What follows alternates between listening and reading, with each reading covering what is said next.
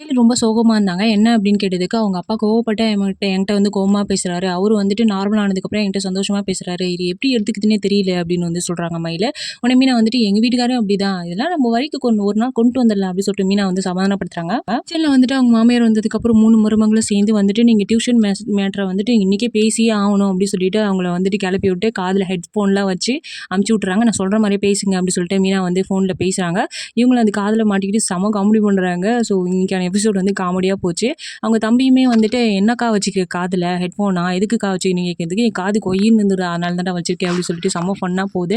So ஒரு வழியா வந்துட்டு அவங்களும் என்னென்னமோ சமாளிச்சு பார்க்குறாங்க. ஆனா அவங்களால டியூஷன் சொன்னோனே, "டியூஷன் பேச்சே எடுக்காத" அப்படின்னு வந்து பாண்டியன் வந்து கத்துறாரு. ஸோ எப்படி தாண்டி சொல்றது தெரியலடி, என்னால பயமா இருக்குடி, கையெல்லாம் உதறுது அப்படின்னு சொல்லிட்டு அவங்க மருமகள்ட்ட பேசும்போது, என்னாச்சு அப்படின்னா, "நீங்க சொல்ல வேணாம். நானே போய் சொல்றேன்" அப்படின்னு சொல்லிட்டு ராஜி போயிட்டு ஓப்பனா சொல்லிடுறாங்க. இந்த மாதிரி டியூஷன் ஸ்டார்ட் பண்ண போறேன் அப்படின்னு. வீட்ல எல்லாருக்கும் செம ஷாக் ஆயிடுது.